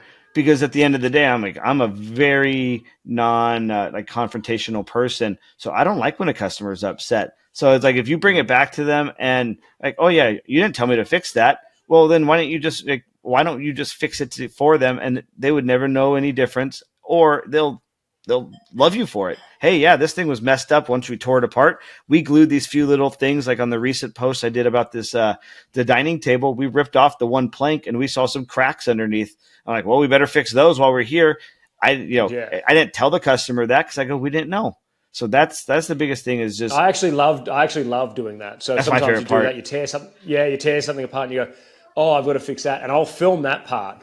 and then I'll show to the client. I'll go, yeah, so we did all this, but I'm like, also have a look at this, and then you get to add this like extra thing, like Yep. this whole extra level of service where you go, I didn't say I was going to fix the base, but it needed fixing. Yep. And check it out, and then I'll show them a whole time lapse, and they're like, that's amazing. So it's that's one of my favorite parts. Well, and that's the thing about learning how to quote. I hear so many people talk about they misquoted or underquoted it, things like that. I go, I've been doing it long enough now that I'll see a piece and I'm open with the customer. Now they trust me because of the branding on the internet. Let's go back to that. Yeah. That basically I tell them, we need to strip this down. This is how much it's going to cost to strip it. Once we get it down, we could reevaluate where we are, what we could do, exactly and I'll get you a price. I go, I don't want to tell you this $1,000 restoration is $1,000 and you get into it and you're into it for 30 hours. Like that's not what we want to do. So I do the exact same thing. I'll just be like, say, hypothetically, it could be anywhere between 1,000 and 2,500. I said, if we strip it and we get it clean, we can then chat where we go. Yep. And it's just, you have to be honest with them. And that's like, that's what comes with, I think, age and time. Like you grow confident that I can restore almost anything, but you're still going to get a curveball. And like I said, don't promise that you could fix it unless you know how to fix it. And I said, and there's things when it's painted, you don't know what they did underneath. That's the secret. Is whenever you find a painted piece of furniture, they usually did it for a reason. And I only know this because I learned on pianos that black pianos are usually all the scrap pieces from a lot of other parts of like the rest of the piano manufacturing. So you might see end grain on one, you might see like burl on another. They're just basically piecing this thing together and then painting it black. So black, So that's the biggest thing is finding out what's underneath to start from scratch. Like we work on stained pieces, you see everything there. Like I said, there's a curveball every once in a while, but if it's something major, you just call the customer, tell them what's going on, and that you found something that you've never seen before, like, and take pictures, like you said, take videos, show them. And then like the last series I did on Instagram was about that Brazilian coffee or little coffee table. We stripped it down and we found old Bondo, old veneer, all this stuff missing. Oh, that was great. And they're like, this was supposed to be just a quick strip it down, sand it, and refinish it for this customer. And next thing you know, like we have one of the toughest jobs that we've had in years. So it's like I showed the customer, like obviously I made that one really, a lot of content on that. So we saw every step of the way, but still it was a big surprise. You're just like, what did we get ourselves into? That's what you do. And that's what helps show so much to be like, hey, look, it's a good thing about restoration with a thing like that. You can point to it and go, we didn't know this was here. Look, it's here. Yep. Now we have to find a way out of here. I've had it a handful of times over the last 10 years, and something like that would happen. They're like, well, did you do it? I'm like, I didn't change the veneer on the piece. Like I didn't spend time to just fake this. I go, I would not want to do that. Like I've had some customers say that over the time, and you're just like, that is funny. I've had that. Yeah. This is what you find underneath all of that old paint. So you're like, I didn't change anything. Like we stripped it. Here we are. I've had that when we've stripped something and I'm like, so someone's filled some huge scratches and they're like, are you telling me you didn't scratch it? And I'm like, why would I do that? Yeah, that's exactly it. Yep. That's really what it is the scratches or a dent. And like we'll do that now. I try it. I still screw up every once in a while. And like, was that hardware missing? Was that screw not there? I go, man, I don't remember. Like, we usually label things missing one screw or missing one. Yeah. When we label everything, I go, if it was not written down, but I go, did I do it or did one of my guys do it and just missed that portion? So yeah, he's it's just, like I said, there's a learning curve in this trade. We are not all perfect. It's not the, everything you see in glamour on the social media stuff. But like I said, if you learn these skills properly, if you're trained properly, I was talking about it to my guy the other day that, we don't really have screw ups anymore. We don't stain things the wrong color. We don't drip. I've made all those mistakes and I don't like doing them. So I now have a process that I keep keep those things from happening. Yeah. And it's the only way you can sort of get around those things. You fall to the limits of your processes, really. So if you have a limited garbagey process, you're going to nonstop have problems. If you put into place like step by step, this is how we do it, and you can mitigate those risks against having to deal with any of those problems, because those problems are bad for your clients, they're bad for business, and they're bad for the piece of furniture. Yeah, exactly. And that's really what it is. You don't want to ruin the piece of furniture, and you don't want to upset the clients. Like, that's really your number one goal in restoration is, do no harm to the piece, keep it in the period that you're supposed to, and don't mess up with the customer. You want to keep them happy, or they're not going to refer you to anybody. So I said referrals are how your business grow. And who wants angry people around them? Not me. Wants that. Yep, not me. I said I don't like I don't like the confrontation. I don't like any of that kind of stuff.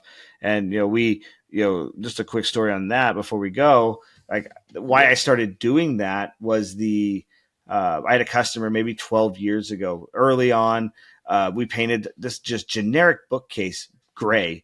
We did not paint the back. You don't paint backs of cabinets. It's like, why do that? And we brought it back, and she goes, "It's going in the center of the room." I go, "Well, that wasn't. You would never describe that. We never put that on the invoice." But we brought it back. We repainted it, took it back to her, and I go, "But since that day, we finished the backs of everything, tops, bottoms, backs.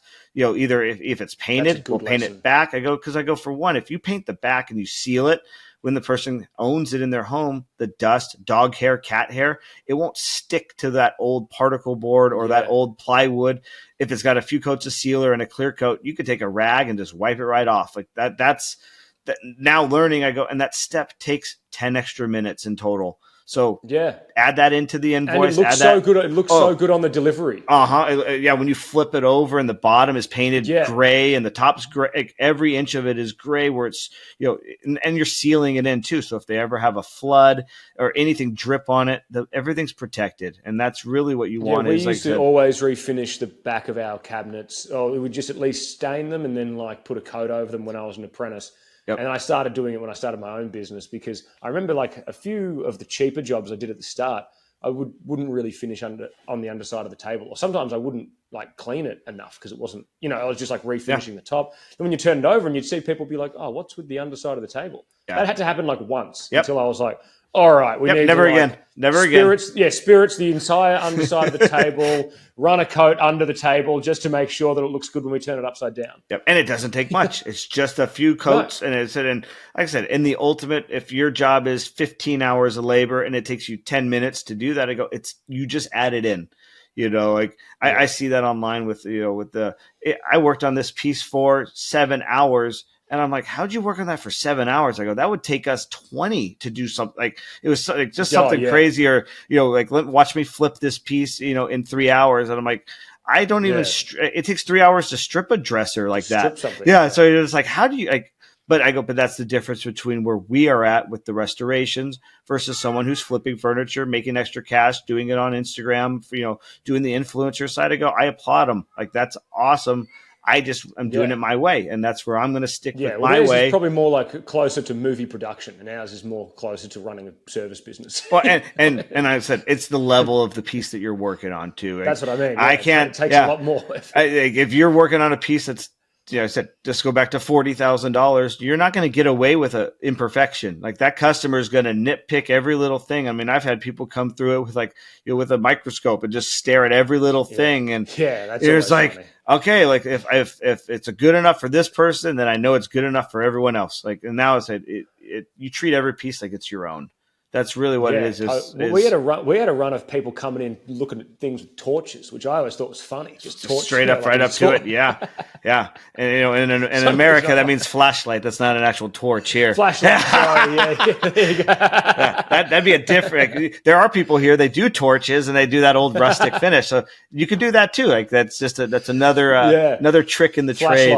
Yeah, a flashlight here in the States. So don't torch. That one's a funny one though. Someone rolls in with a flashlight and they're sort of looking at you. You're like, "What are you doing?" It's not going to help you see. Yeah, don't torch your Eames chair. Don't do that here in the States. That's okay in Australia. I'm glad you picked up the difference. I did. I wouldn't have. You'd have been like, "This guy's an idiot." There's a language barrier still. We both are in English, but it's not the same English. So no, not at all. I said something to Laith the other day. Like I said, instead of someone talking crap, I said talking stick. And I think that's really Australian. I was like, oh yeah, this guy was talking stick.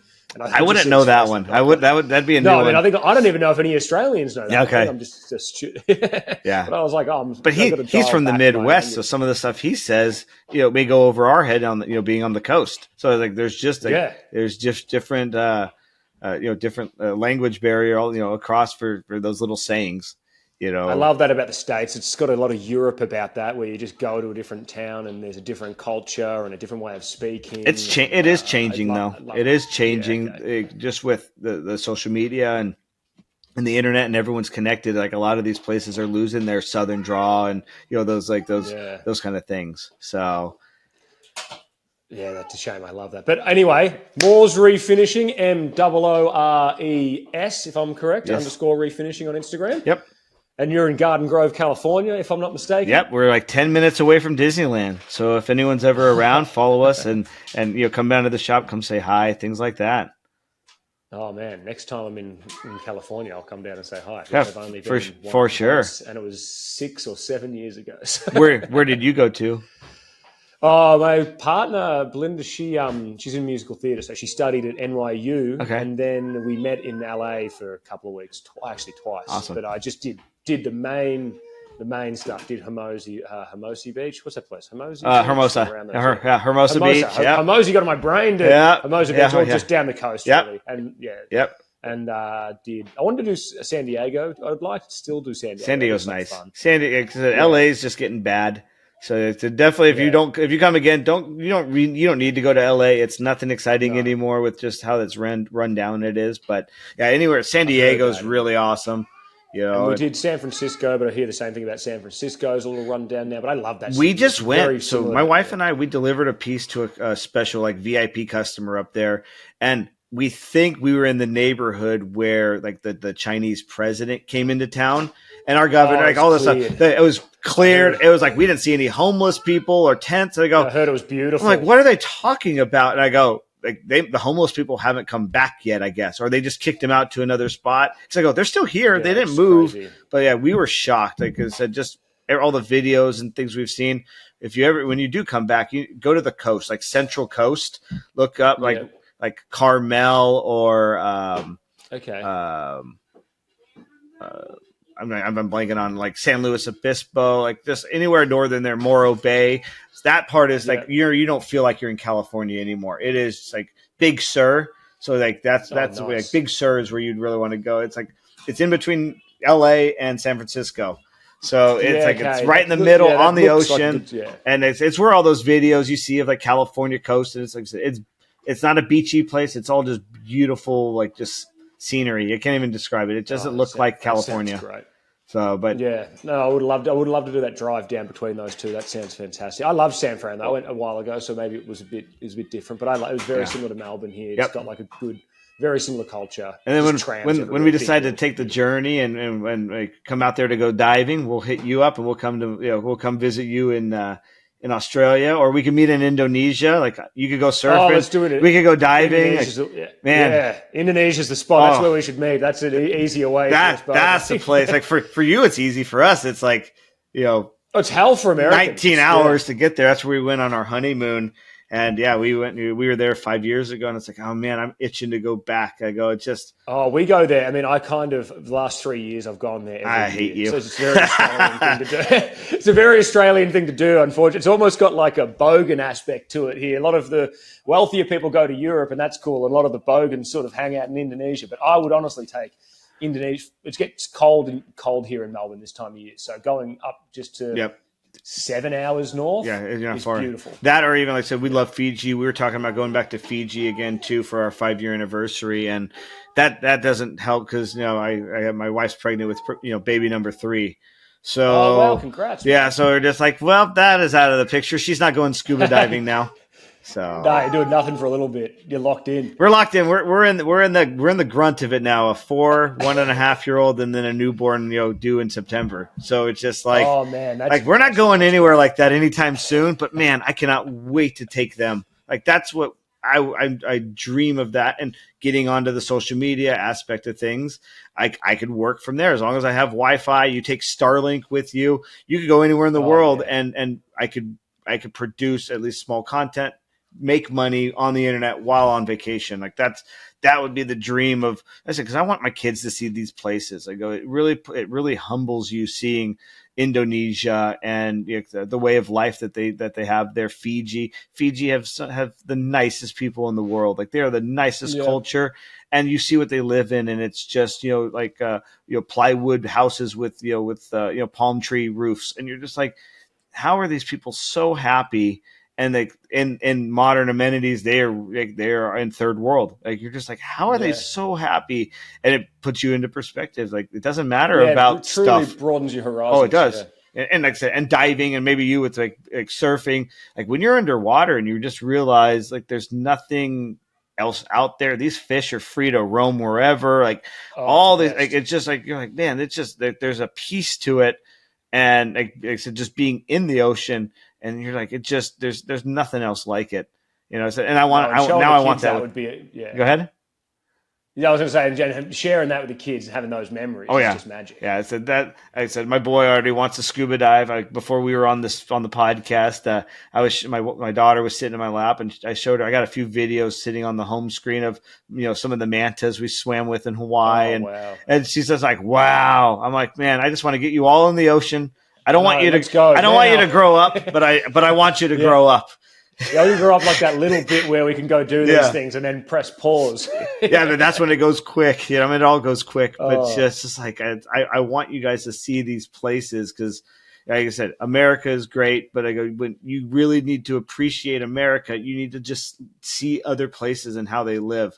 Like I said, you really need to see their way of life, how their economies work, how their people are, how happy their people are, or disgruntled their people are. It all makes a difference because totally, it's just really one of those crazy, crazy things. We didn't get into that kind of, that world, till we were I was probably close to 30 when we started really traveling before kids, late 20s, around 30. And now it's like, we've been all over the world, to all these, really cool places.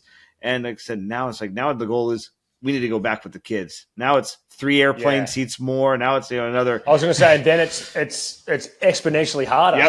Yep. You got to bring babysitters or find out if they have babysitters available at a resort or things like that. And then it's like, I want to go diving, but I don't want to just leave my kids for one with strangers in a foreign country.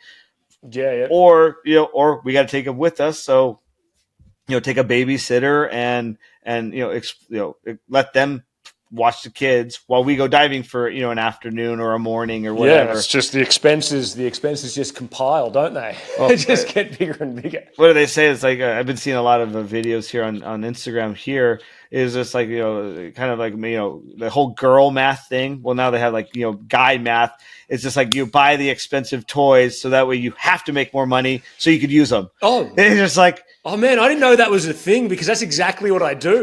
Me too. They're just like, man, we got this stuff, and like I said, this year's different with the wife being pregnant. But I'm like, we're at the lake all summer long. We do those things, and I go with we have one of like the off-road buggies, and we go take that out during the winter here. And you're just like, wow. I want to, but we can't do that when you're pregnant. So like we kind of lost. This year's kind of a loss, but it's a good year. I'm building a lot of this stuff online. Like next year, 2025, all of the parts to this puzzle will be fully implemented, and we'll be off to the races, hopefully with teaching people and getting all this content out there. And it's like I said, I want it to be like a weekly show on my, on the school community / kind of YouTube. Is like, that's why you become a member. Is like, okay, I'm going to teach you the 40 chapters of the book, but then I'm going to teach you how to fix an Eames chair shock mount. I'm going to teach you how to bleach furniture. Yeah, and that's so valuable, man. Yeah. Like I've made so much money out of fixing Eames chairs. Yep. Like there's hardly anyone in Melbourne that does it. That's awesome. I do most of them. That's I made a lot of money out of it. Yep. Like being able to share that knowledge, show even where you can buy it, what glues to use, like that is valuable. Yep, exactly. And that's where we're going with the whole training and teaching method. So like I said, well, it's the next part of this journey. Like I said, it's been 20 years doing the restoration. They say like you should branch out and start doing these kind of things. every year and, growth. And I go, well, I went a decade without doing anything. So I think let's start with this. And like I said, we're tackling I think a monster that hasn't even really been touched. I mean, you go on YouTube, and you watch refinishing videos and you're like, oh, well, that's not what I would do. Okay. That's not what I like. Yeah. So there's not anyone that's teaching what I would do. And it can be, like I said, it could just be, me in my head that wants to, to give that back for some reason. Some people, like I said, there's people that are asking for it now. So like, that's the part where it's like, okay, it's not just me. It's not just that I think what I do for a living is cool. There's other people out there that are begging for the knowledge. So, yeah, I know there's like a bias to being like, I love what I do. Everyone should love what I do. But then but if it's not there, it's not there. But when people are like just, crying for it, which I've found, that's what I mean. I've the amount of times I just sent DMs like to people because so many people just want information. Yeah. And I haven't found that I've been like driven to do it yet. Yeah. And I'll be interested to see how everyone else puts it together. And I'm very excited. And we're all different. So we all have different knowledge in different ways. And that's kind of the part with Leif that we was talking about, like, maybe working together and growing it kind of as a team. And we haven't gotten back to those conversations. I haven't even launched it yet. So I got to get things launched before I describe, but it could be that maybe it's a refinishing network with all these different refinishers with different techniques, different skills. And, and you choose your refinisher. You click a button, you go learn that guy. Then you come back, learn another one. Because you could take someone coming into your shop teaching you one new thing, and they're like, oh wow, I didn't think about doing it that way. It just takes. Yeah, well, so many communities do that. It's like that's through a lot of places are just exactly like that. Like there's meditation apps where they have different people come in and do different, there's all sorts of. I do jiu-jitsu. There's ones where but you can just learn from a bunch of different jiu-jitsu guys. So it's great. It's like happens everywhere. Yeah, and it would totally make I think sense. In our market we haven't done it before, so it's not. I don't think it hasn't been done. So I go like, oh, absolutely not. And there's not that many people. Yeah, there's not a refinishing network out there. Like I said, there's people who post on Instagram or YouTube, and they're just good at social media. Like I applaud them because they are better than me at those things. They've got a head start. They've got a knowledge of editing. I said the editing is where it gets difficult. So it's not the filming. I love filming. I hate the editing portion. Well, that's why we're doing it here in Riverside, because the editing in this app in this program is amazing. It cuts out all the dark noise, the white noise. It cuts out all the ums and the ahs automatically. That's awesome. So it'll just do. It's set up very similar to a Zoom style. But and it might seem like there's latency, like it's lagging, but what it's doing is it's actually taking the camera at your end and uploading it in real time, and it's taking the camera from my end. So I'm not getting like a screen recording of your camera. I'm actually getting it coming fresh out of your camera. Footage. So, exactly. Yeah, it's going to look way cleaner, and it's uploading as we're done. So when we're finished, it'll just be ready to edit. And that's awesome. You can. Now I know about it because I go when I ultimately get to this point where I want to start doing these kind of little podcasts and with the member community, the winner, like the group member of the month, like that kind of thing. Well, then we'll have a podcast with them. Let's see who they are. Let's get to know them. Like if they're refinishing in our community, let's get to know them. Let's get them on a podcast. Let's talk for 20 minutes, 30 minutes and dive into some of like maybe they have questions. Maybe they just want to get to know you. But I go we owe Leif a thank you for this product. He told me about this. I did it through Zoom with him and he's like, you should do Riverside. I got in here. I was like, oh God, he's right. This is great. Yeah. I said, it's like I may have done this one with Gary from Stripwell, like when I was on his podcast last year. It may have been on this page. Like this looks familiar, but it's been a year. I don't remember for sure. But let's stay in touch. And I said, we have the time difference, which makes it difficult. But I said we got are you on like an Android or like an iPhone out there?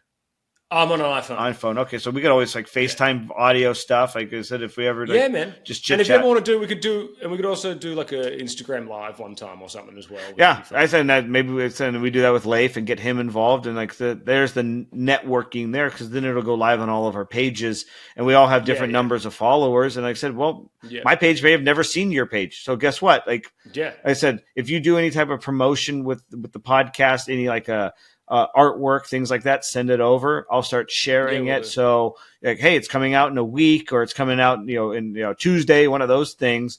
So that way people will start going, do you have a podcast page for this or is it going on just on the dealing and design page? No, we have a podcast page for it, but it's. I mean, I'm recording all these new ones now, and so it's going to be like basically overhauled. But I've got it's on my old ones on Spotify everywhere. If you know what I Awesome. mean. I So said I've got a I haven't podcasting even page checked for it it. out. I didn't even really. I knew I was getting into a podcast, but I wasn't like doing all my research and all of that No, stuff. you guys are all the new characters in the whole thing because I went around and just did everyone in Melbourne, and it was very much like That's a awesome, branding though. package I offered for people. Like I filmed their shops. It was when I started working with all the dealers, so I filmed all their shops. I gave them all these branded assets, and I gave them a podcast, uploaded on their websites, and did all this stuff 7 or 8 years ago.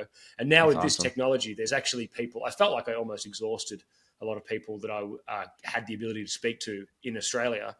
Oh, in Melbourne at least. And Yeah. I was like, there's so many people online that I want to, like yourself and all these other people. Yeah. I'm like, I'd love to steal some of their time and have a chat to them. So Heck I yeah! can't Like I thank said, you enough. I'm always more than welcome. Like if you ever want to get back on here again, obviously we could have a set like maybe like not Topic set would be questions, fine. but yeah, set topic. Like oh hey, we're going to talk about this kind of stuff today, and that's what we're like I said. That's where we will gain like more listens, things like that. Because some people may not want to listen to us rambling for an hour, but some people may come in because they want to learn about these little like 10-minute, 15-minute videos on. Let's talk about business side, how to estimate, how to do those kind of things. Yeah, absolutely. More than happy to do that. Yeah. That'd be great. As I said, no, we've made the connection. We are said now we're friends, and so we'll grow from that. I said Leif, him and I talked a couple months ago, and I said we have those ideas of a network. We talked about it. Now it's just been in our head. How could we create it? Well, now talking to you, like, well, now we're kind of on to something here. Like how would we grow from this? We all are doing our own independent things, but how can we one day, maybe in a year, 2 years, bring it all together and kind of give it to the masses? Because there's no one out there teaching the old skills, like the stuff that we know versus just the YouTube quick kind of learning sessions, strip sand. Yeah, it is hard because that's the engaging stuff, just the quick show, but the actual in-depth learning is one of the harder things to sort of convey. Yep, you have to be that special person who wants to learn. So that's what we're here for. Person who wants to teach, dude, as well. I'm here for that. Like I said, if that's special, dude. If I had an endless amount of money and I was just like, I don't have, like, I can't give up the work that I already have at the shop. So I would love to like take a month off and just get it all built, get it going. I go, because I have faith in what we're building here. I know what I have is desirable because people are telling me this. How do I give it out to them? And I go, well, like I said, one day at a time, because I have a day job. And like I said, I have a night job with the kids and the wife and a weekend job with them. So I go, when am I going to do this? Well, when 9 o'clock, 10 o'clock comes around, I sit in the office and do 2 hours or until I get kind of groggy. And I go, if it's a year of hard work and it turns into a lifetime of success, then why not do it? Dude. It's like I put in 6 years learning with it, as a freaking grunt, being taken advantage of, to then to now turn it into 14 years on my own. So it's like I worked for 6 years hating who I worked for, not loving that, but now I felt that. Yep, and it's like I need to send him a gratitude message here soon. I've been thinking about it and just want to teach him, thank him for like what he had taught me, and kind of tell him, hey, we're bringing this to the masses. It's enough time has passed. There's no hard feelings anymore. I was like, now it's just hard work, man. Yep. It's just hard. Now it's time to, I said, send a gratitude message and like thank him for, I tried to find my high school woodshop teacher. I don't know if he had passed away. I called the school. Like I said, hey, could you send him a message? Like, when you send him his retirement check, those kind of things. And I haven't heard from him. Like, man, I want to find him because he's like the inspiration. I found for my this. high school. She found me, Mrs. Burke. She messaged me one time. I didn't know she followed me on Instagram, and she was like, sent me this lovely message saying all the stuff I'd done, and it was like, it was great. I was like, that's amazing. I got goosebumps right now from that because I would love that. It was so nice. I would love that. Like him finding me one day. Even the guy I bought the business from, he showed up on a Sunday and I wasn't there. Like a friend was there in my shop, just like working on his van, doing some like custom like woodwork inside of his van. And he showed up and I'm like, he's still alive? Like he's got to be in his mid 80s. I go, why didn't he call? Like I want to, like, I haven't seen the guy in 15 years. Like I really want to, I would love to show him what I've done with his dream as well. So it's just Yeah. like, man, Because like, you're moving that knowledge forward, like you're showing more people. It's that same stuff's meeting more people. yep. And I took what his goal was, is to take care of his customers, and keep the business alive. And I go, now look at what, like, he was just a basic refinisher. Like, he wasn't working on the Yeah. stuff that we work on, but I go, like, we've now taken it to that next level. And, it's because he gave me the opportunity to take over this business. Like I said, at $5,000, it was free. $5,000 for, Yeah, like, I man. could have sold all the tools for $5,000. Like, it was basically Yeah, yeah. just, he was like, just pay for my fuel so I could, drive. It was like, drive to Missouri so he could go to his house on the lake.